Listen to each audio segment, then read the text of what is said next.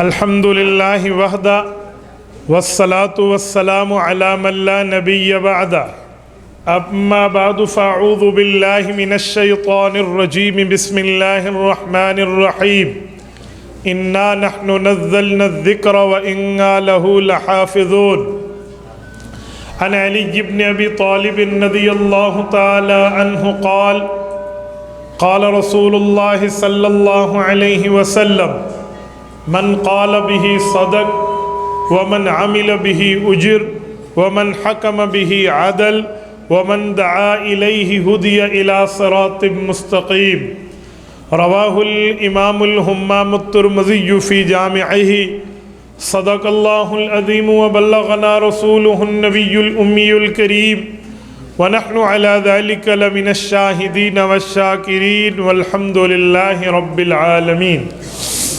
معزز دوستو، آج 2 مارچ 2022 بروز بدھ ہے اور آپ کے یہاں جامعہ شمس الہدایت میں ضلع خیرپور صوبہ سندھ میں تحفظ دینی مدارس کانفرنس ہے۔ میں بھائی ارشد کھوڑو دامت برکاتہم کی دعوت پر آپ کی خدمت میں موجود ہوں۔ میں نے آپ کی خدمت میں 2-4 پوائنٹ عرض کرنے، آپ توجہ میری طرف رکھنا۔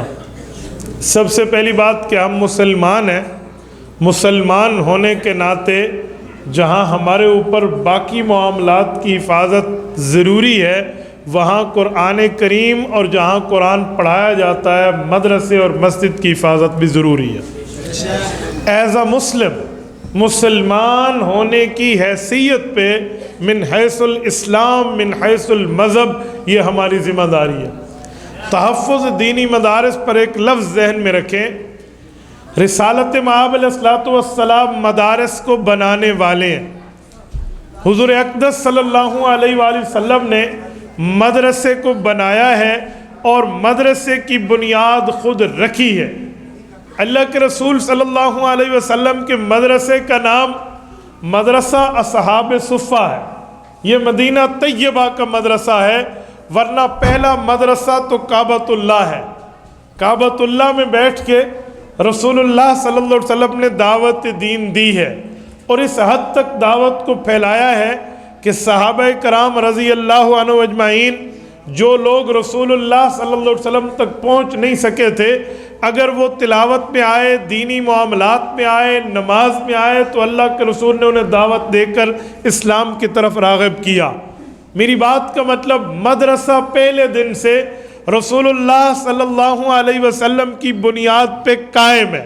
آج آپ اور ہم مدرسے اور مسجد میں ہیں تو رسالت مآب علیہ السلام کے قائم کیے ہوئے ادارے کو آگے لے کر چل رہے ہیں۔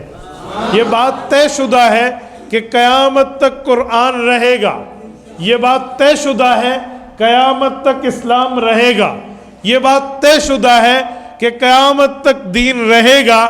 اب جو چاہتا ہے کہ میں بھی قیامت تک اپنے حوصلے کو ساتھ لے کر دین کی دعوت پہ چلوں، تو اسے اس دین اور اسلام کا خادم بن جانا چاہیے۔ وہ بھی رہے گا تو اس کی نسلیں بھی رہیں گی۔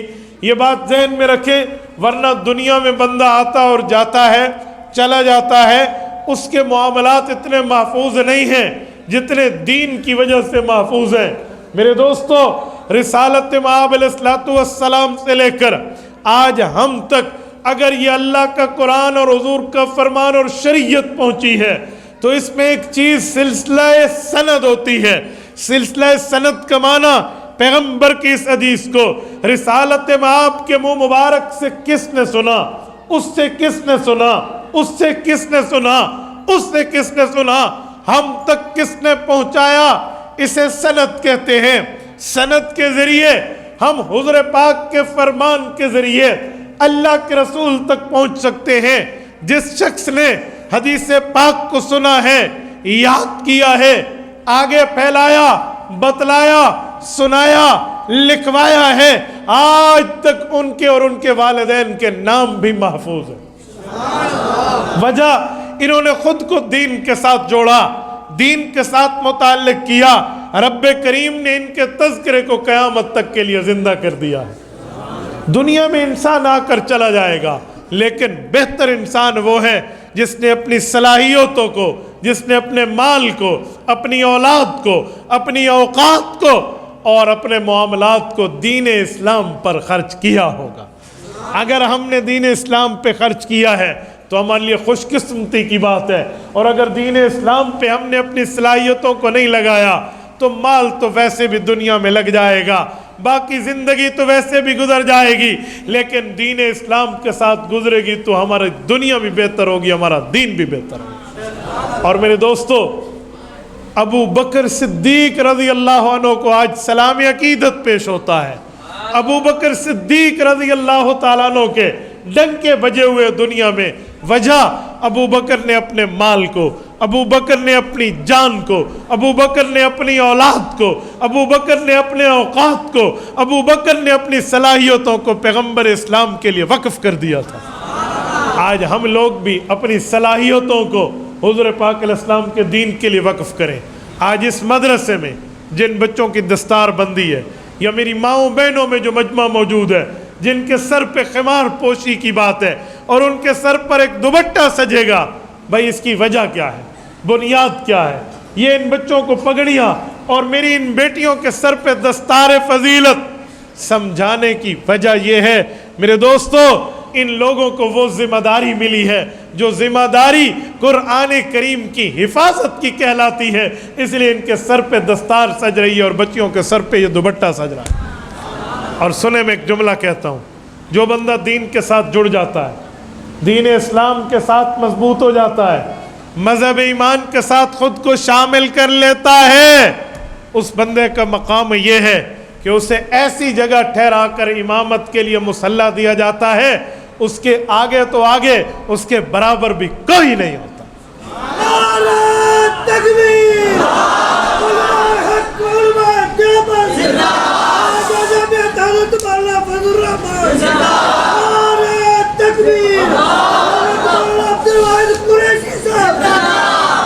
اللہ اکبر، اب تشریف رکھیں میرے دوستو، رسالت مآب علیہ الصلوۃ والسلام کے دین کے ساتھ جو جڑ جائے گا، اب میں اس کی وجہ آپ کی خدمت میں عرض کر رہا ہوں۔ دیکھو، آپ ہمارے علماء کرام، ہم آپ سے بلند بیٹھے ہیں، کرسی اور اسٹیج پر ہیں، وجہ ہمارے منہ پر کوئی بلبل بیٹھی ہوئی ہے، ہمارے منہ پر پھول گر رہے ہیں، بھائی اس کی وجہ صرف اور صرف یہ ہے کہ ہماری نسبت دین کے ساتھ جڑی ہے۔ کوئی ہم بڑی ماں کے بیٹے نہیں ہیں، ہماری نسبت دین کے ساتھ جڑی ہے۔ یہ دنیا میں عزت ہے، آخرت میں عزت اس سے بڑھ کے ہوگی۔ اور میرے دوستو، رسالت مآب علیہ الصلوۃ والسلام کے بارے میں آتا ہے، اللہ کے رسول نے فرمایا، جس شخص نے قرآن کو یاد کیا، قیامت میں اسے بلایا جائے گا اور اسے جنت میں اللہ جنت کے اسکیل دیں گے، جنت کے عہدے دیں گے، جنت کے درجے دیں گے، رتبے مرتبے مقامات دے کر فرمائیں گے، اقرا ورتقے ورتل کما کنت ترتل فی الدنیا۔ حضرت ابن عمر کی روایت ہے، جامع ترمذی جلد و ابواب التفسیر میں موجود ہے۔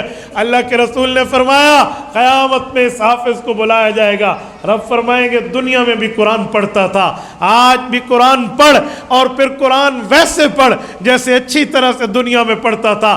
ایک آیت پڑھے گا ایک درجہ ملے گا، ایک آیت پڑھے گا گویا تیری نوکری کا ایک اسکیل بڑھ جائے گا، جہاں آخری آیت ہوگی وہی تیرا آخری درجہ ہوگا۔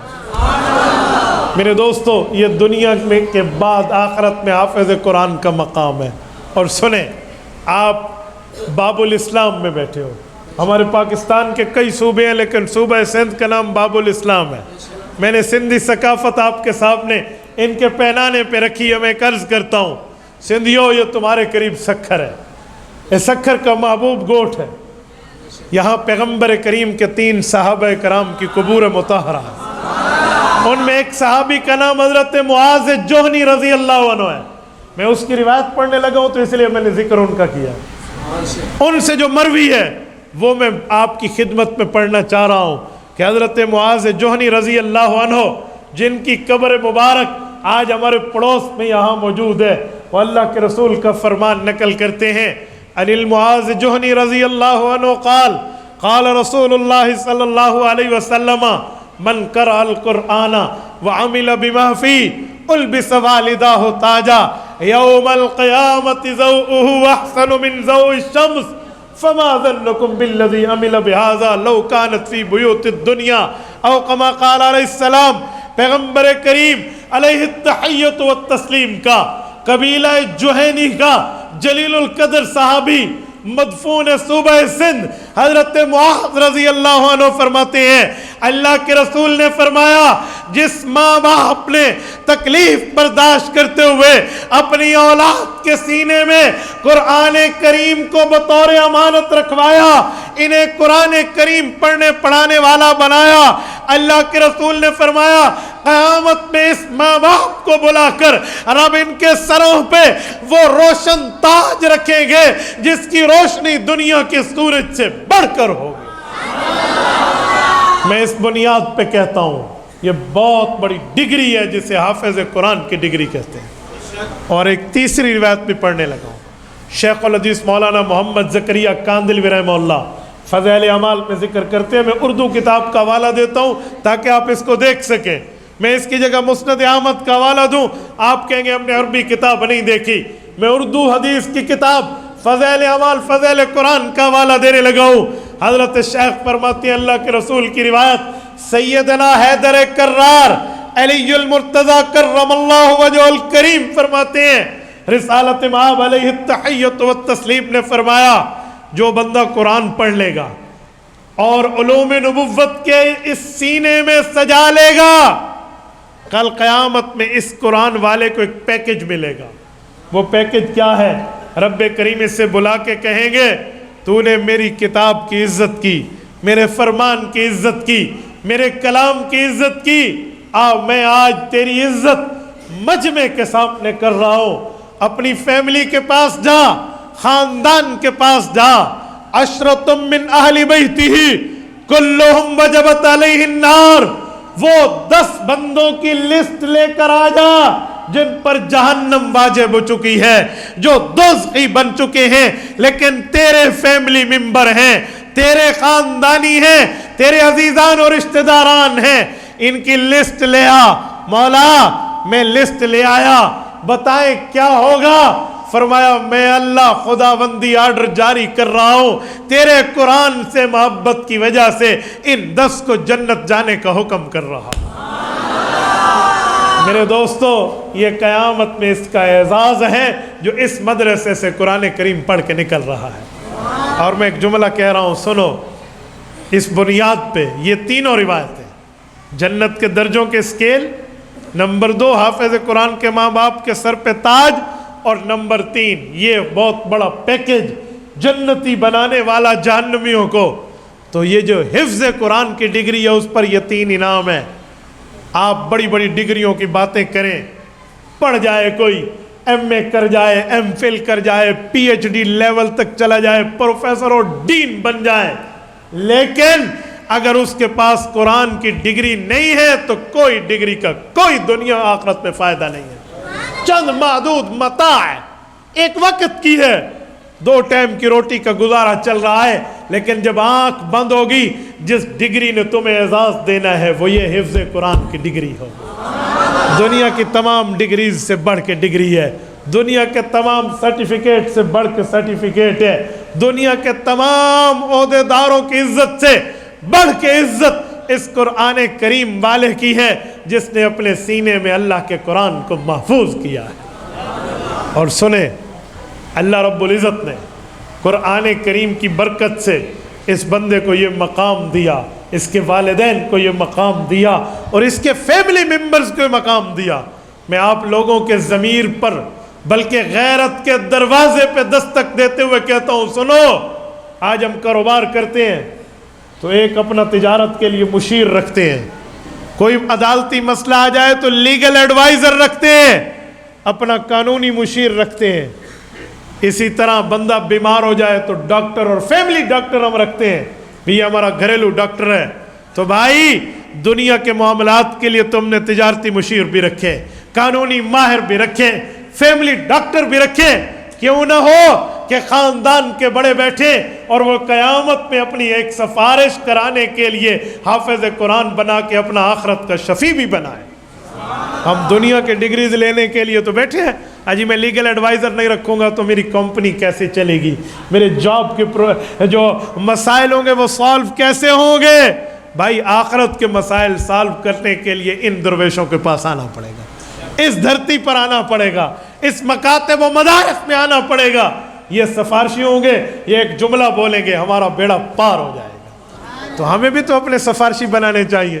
اور پھر میں ایک بات مزید کہتا ہوں، مجھے مدرسے والوں نے نہیں کہا، کہیں آپ سمجھنا یہ کہہ رہا ہے پتہ نہیں چندے کی اپیل ہے. نہیں، میں یہ جملہ آپ کی غیرت پہ دستک دیتے ہوئے کہتا ہوں، جو شفیع ہوتا ہے، جو ہماری سفارش کرے، جس کی بنیاد پہ ہمارا کام بنے، اس پہ خرچ کرنا غیرت کا تقاضا ہے.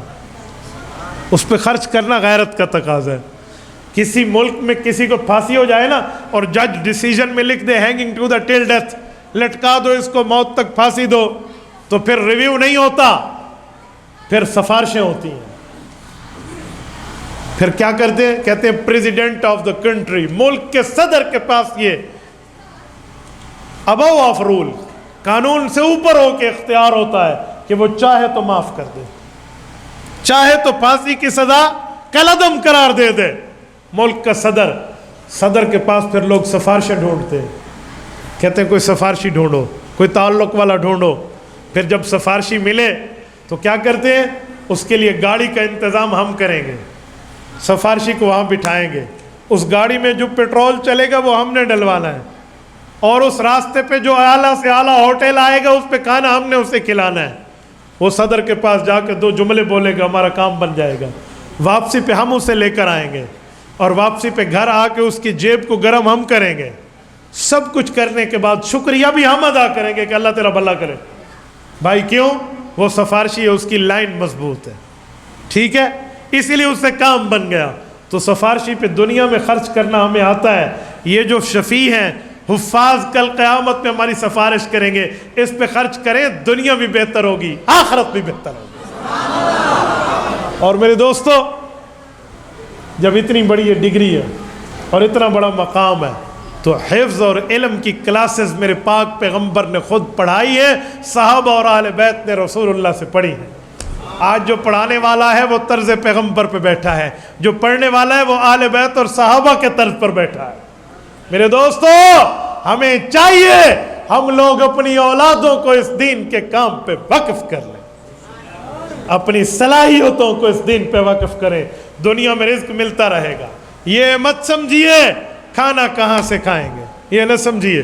آج کل جب ہم کہتے ہیں نا بچوں کو عالم بنا لو، حافظ بنا لو، مولوی بنا لو، لوگ کہتے ہیں کھائے گا کہاں سے؟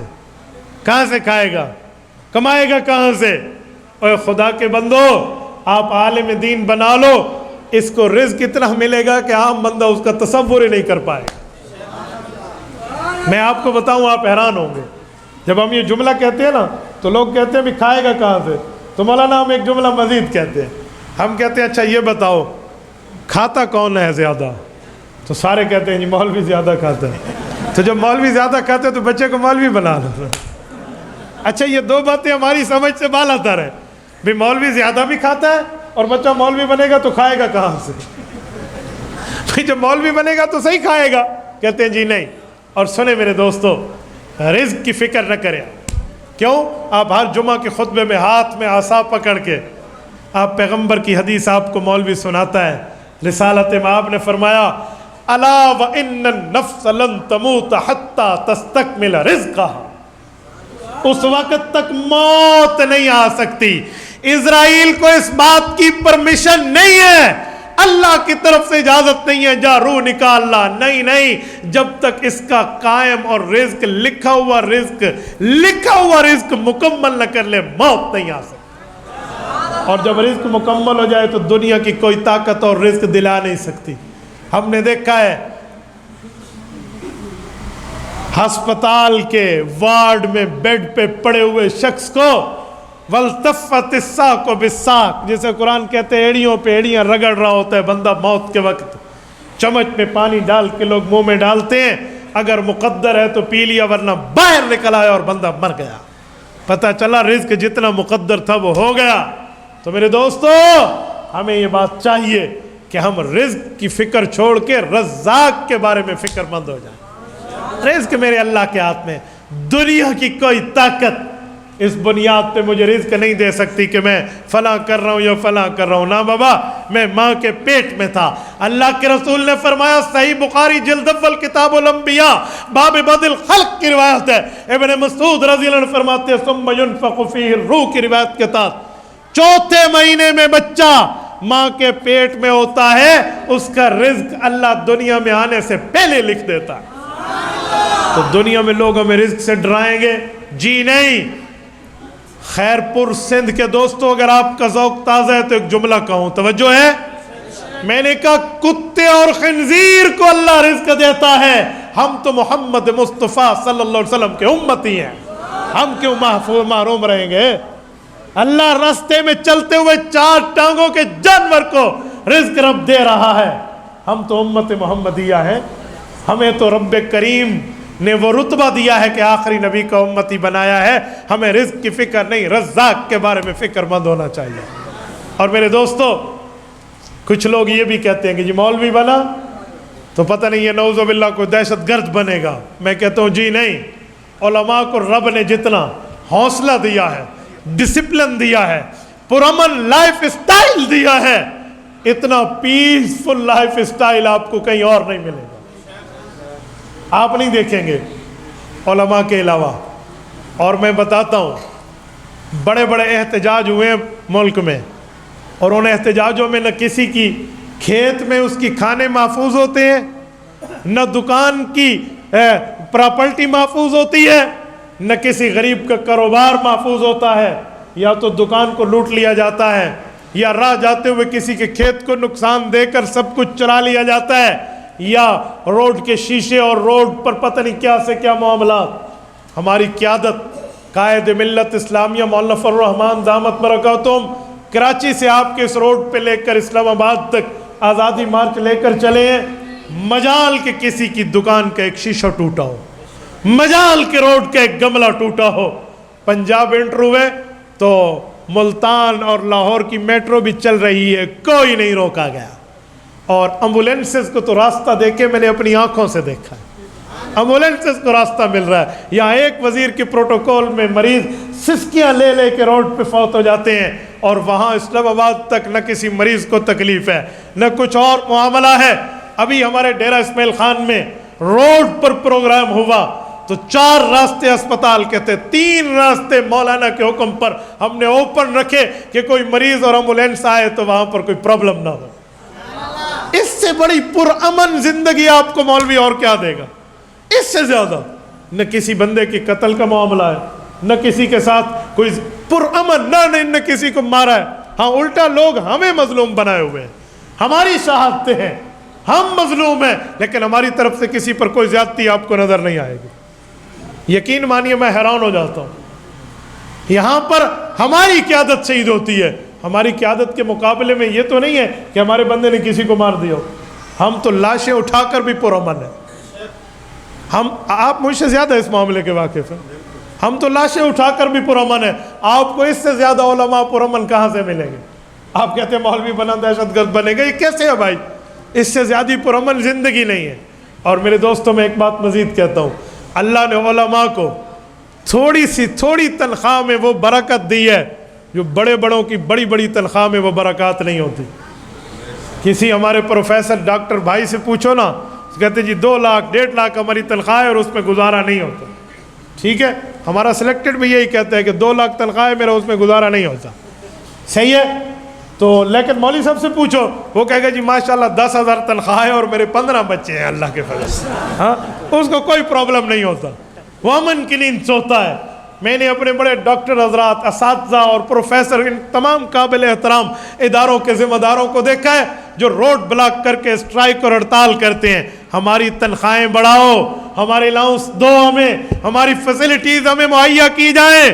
لیکن میں نے کبھی نہیں دیکھا کہ مولوی روڈ بلاک کر کے بیٹھا ہو کہ آج عصر کی نماز نہیں پڑھاؤں گا لیکن میری چیز مجھے دے دو، آج تراویحاں اس دفعہ رمضان میں نہیں پڑھائیں گے، ہمارے واجبات ادا کر دو. نہ بابا، آپ نے اس کو کچھ دیا وہ پھر بھی اللہ اللہ کر رہا ہے، نہ دیا پھر بھی اللہ اللہ کر رہا ہے. اس سے بڑھ کے آپ کو عالم کے معاملات میں اور کیا ملے گا؟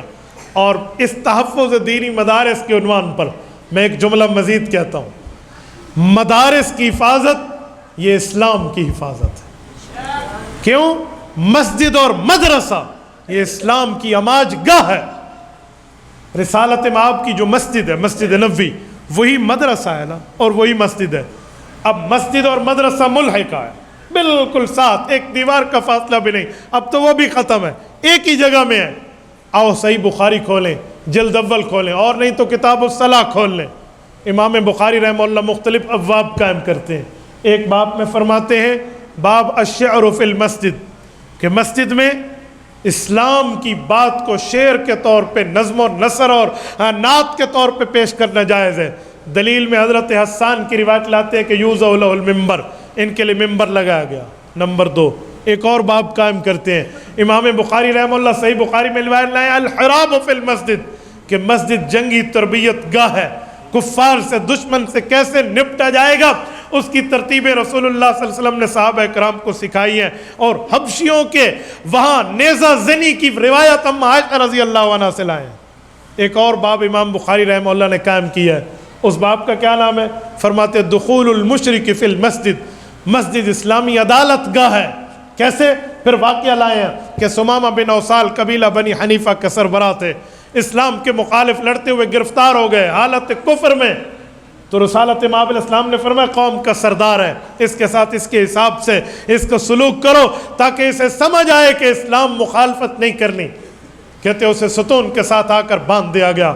وہ حضور پاک کے ترتیبوں کو دیکھتا، صحابہ کے حسن سلوک کو دیکھتا، آپ علیہ السلام ساتھ سے گزرتے تو وہ سمامہ بن اوصال یہ لفظ کہتا ان تقتلوا تقتلوا ذا دم وان تنعم تنعم علی شاکر، کہ اگر آپ مارو گے تو مجھے حق پہ مارو گے کہ میں تمہارا غدار ہوں، لیکن اگر آپ مجھے چھوڑ دو گے، انعام دو گے تو یاد رکھنا میں آپ کے تحفے کی بڑی قدردانی کروں گا۔ 3 بار مختلف وقتوں میں کہا، آپ علیہ السلام چلے جاتے اس کی بات سن کے۔ چوتھی مرتبہ اللہ کے رسول نے فرمایا اسے رہا کر دو، رہا کیا۔ وہ جا کر غسل کیا، غسل کر کے واپس آیا اور کہا مجھے بھی آپ کلمہ پڑھا دیں۔ یہ بھی مسجد اور مدرسہ۔ چوتھے نمبر پہ امام بخاری ایک باب لائے ہیں، باب الخوخۃ فی المسجد، مسجد میں کھڑکی رکھنا، دروازہ، چھوٹا دروازہ، لٹل ڈور رکھنا جائز ہے یا نہیں، یہ مسئلہ دیا ہے۔ صحابہ کرام کے زمانے میں یہ ترتیب ہوتی، حضور پاک علیہ الصلوۃ والسلام کی موجودگی میں گھروں کے وہ دروازے جو مسجد کے پڑوسی تھے انہوں نے گھروں کے 2 دروازے بنائے ہوئے تھے، ایک ان کے بازار میں کھلتے، ایک مسجد میں کھلتے۔ اللہ کے رسول صلی اللہ علیہ وسلم نے وفات سے پہلے فرمایا لا تبقین خوخۃ فی المسجد الا خوخۃ ابی بکر، کہا لوگوں اپنے اپنے دروازے یہاں سے بند کر لو، مسجد آؤ تو فلاں دروازے سے ہو کر آؤ، لیکن یا میرا دروازہ کھلا رہے گا یا ابو بکر صدیق کے گھر کا دروازہ مسجد میں کھلا رہے گا۔ یہ اشارہ تھا میرے بعد خلافت بلا فصل کا ذمہ دار یہ ہے۔ اب یہ 4-5 ابواب میں نے پیش کیے ہیں۔ ثابت کیا کرنا چاہتا ہوں؟ بتانا چاہتا ہوں کہ مسجد اور مدرسہ اسلام کی تقریر کی جگہ ہے، مسجد اور مدرسہ اسلامی عدالت گاہ ہے، مسجد اور مدرسہ خلیفہ وقت کی اسمبلی ہال ہے۔ پتہ چلا ایک مسجد اور مدرسے کا تحفظ پورے اسلام کی عمارت کا تحفظ ہے۔ تو یہ تحفظ و دینی مدارس یہی سمجھایا جا رہا ہے، یہی بتایا جا رہا ہے۔ اس تحفظ کا معنی صرف یہ نہیں ہے کہ ڈنڈا اٹھا کر آئیں، تحفظ کا یہ بھی معنی ہے کہ ہم اس کی ضروریات کو دیکھیں، تحفظ کا یہ بھی معنی ہے کہ ہم اپنی اولاد، بچیوں اور بچوں کو ان کے پڑھانے کے لیے بھیجیں، تحفظ کا یہ بھی معنی ہے کہ ہم اپنی خدمت، جان، مال، وقت ان کے ساتھ لگائیں۔ اور میرے دوستو، بچوں کے ساتھ بچیوں کی تعلیم پر بھی میں ایک جملہ کہوں، بچیوں کی تعلیم اتنی زیادہ ضروری ہے جتنی زیادہ کہی جائے اتنا بھی کم ہے۔ ایک ماں کا پڑھ جانا ایک پورے خاندان کا پڑھ جانا۔ ہم اپنے ماں باپ کے 12 بچے ہیں، 5 بھائی اور 7 بہنیں، میرے 2 بھائی فوت ہو گئے، 2 بہنیں بھی فوت ہو گئی ہیں، رب کریم ان کی قبر پہ کروڑوں اربوں رحمتیں نازل فرمائے۔ ہم 12 اولاد ہیں اپنے ماں باپ کے۔ میری 7 بہنوں کو میرے والد اور والدہ نے اللہ کے قرآن کی تعلیم دی ہے۔ مجھے اپنا بچپنا یاد آتا ہے، میں آخری نمبر پہ 12ویں نمبر پہ اپنے والدین کی آخری اولاد ہوں۔ ابھی میں کچی کلاس، جسے KG1 کہتے ہیں، پہلی کلاس، یہ پڑھنے بعد میں گیا سورۃ یاسین، سورۃ الرحمن، سورۃ واقعہ، سورۃ الف لام میم سجدہ، اور اسی طرح سورۃ الملک، یہ صورتیں اماں نے مجھے حفظ کرا دی تھی۔ دیکھ کر جو لفظ لکھے ہوتے ہیں نا قرآن کے، میں دیکھ کر وہ نہیں پہچان رکھتا تھا، لیکن مجھے زبانی یاد آتے تھے۔ ماں کے منہ سے سن کے. یہ فرعون اور حضرت موسیٰ علیہ السلام کا مقابلہ، یہ قارون کے ساتھ بحث، یہ آدم علیہ السلام اور شیطان کے واقعات، یہ نوح علیہ السلام اور نمرود کے معاملات، یہ رسالت مآب اور ابو جہل کے واقعات، یہ اماں نے مجھے بچپن میں اپنی گود میں بیٹھے حفظ کرا دیے تھے.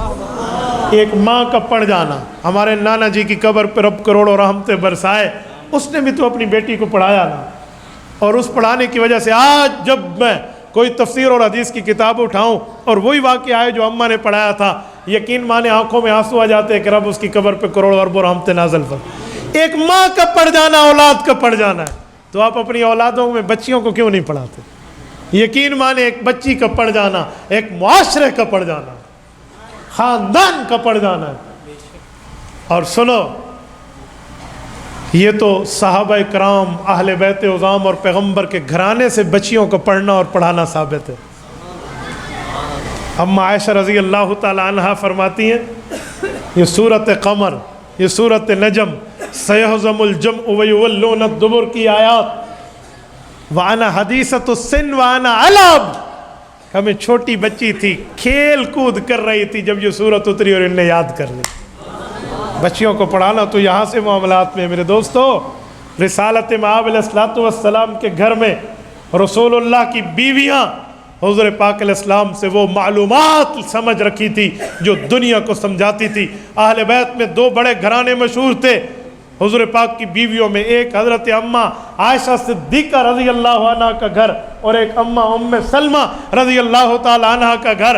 یہ وہ گھر ہوتے تھے جو دینی معاملات کے، دینی مذاکرات کے گڑھ شمار ہوتے تھے. تو پھر آپ بھی اپنی اولادوں کو، بچیوں اور بچوں کو پڑھائیں گے یا نہیں پڑھائیں گے؟ شامل کریں گے؟ دین کے لیے چلیں گے؟ آپ جتنے بیٹھے ہیں، اگر آپ کا ارادہ ہے اور دل سے ہے، آپ ہاتھ کھڑا کر کے میری تائید کیجئے.